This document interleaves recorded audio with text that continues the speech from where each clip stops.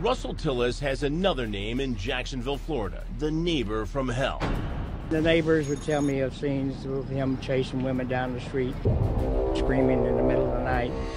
A resident evil, whose dark presence terrorized residents on a quiet street for years. He's threatened my wife going to work. But as you're about to find out, this man is much more than a public menace. Tillis was heard on a jail wiretap telling an inmate about a body. Russell Tillis is no stranger to trouble. He's got enough mugshots to fill an album. And a long rap sheet. He's done 12 years of hard time for convictions like sexual assault, kidnapping, and grand theft. But after being released from the big house, Tillis inherited his mom's house. That's when a family friend said things got creepy, with Tillis transforming the single-story residence into a den of depravity. He built it like a fortress. It looked weird because he had a very high privacy fence. He had all kinds of shacks and buildings everywhere. It looked like an armed camp. Neighbors even dubbed Tillis's home the House of Horrors. I really wouldn't be surprised if they don't find something in the front yard of this place. Eventually, the neighbors had enough of his antics. At night, he would prowl the neighborhood. And they filed injunctions for protection against him. He was a tyrant. But for cops, serving those warrants turned into a risky game of cat and mouse. And that's not all. Cops claim the place was booby-trapped. There were several boards covered with debris or dirt and nails sticking out of them. Tillis was eventually arrested and pleaded guilty to charges including aggravated assault on police officers. The neighbors were thrilled. We're having a good Merry Christmas since we've heard the charges and everything that he's going down. The case went to trial, with officers testifying about the extreme measures to get Tillis out of the house. They got information that the place may have been booby-trapped with razor wires. So what the sergeant decided to do was to throw rocks at the window to get him to come out. When Tillis came out of his house, an officer said Tillis charged him. From where you're at, I want you to close it on me as fast as you can. Here's a ponytailed Russell Tillis in court, watching intently as the prosecution played surveillance video of that dangerous chase. I had a nail go through the bottom of my boot. At the top of the screen, you can see Tillis tearing across his yard. The officer is hot on his trail.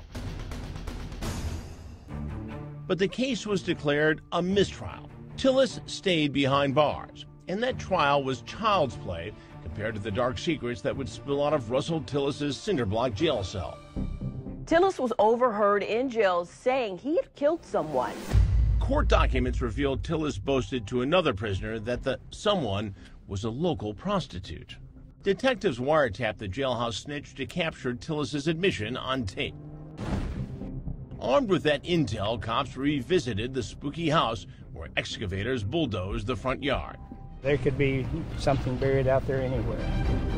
Then, after 2 days of searching, a chilling discovery. They found a skull and several bones. Cops unearthed dismembered remains, wrapped in a cloth and scattered in 3 different locations around the property. But the identity of that person remained a mystery until the autopsy results came back. That victim was a 31-year-old woman named Joni Lynn Gunter. She died of blunt force trauma to the head. From the outside, Russell Tillis's home looked seemingly normal. But like a scene from Dexter, cops made horrifying discoveries about the madman living inside. Police took more than 800 evidence photos at the home.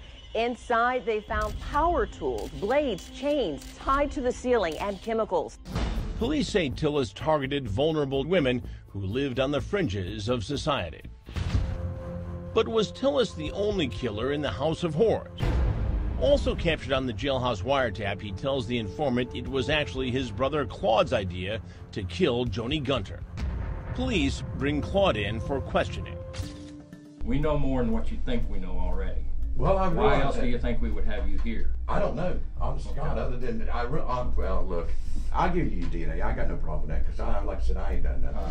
Police took DNA swabs from Claude's mouth and then put the Tillis brothers face to face to see if one of them would turn on the other. They're gonna arrest me and put me in jail for something I haven't even done. Claude lays into Russell, telling him he can't believe his own brother would try to frame him for murder. One way or the other, I don't care how bad I feel about you and the things you've done to me over the years and the things I've done to you, and this is not something I would do to you. I just wouldn't do it.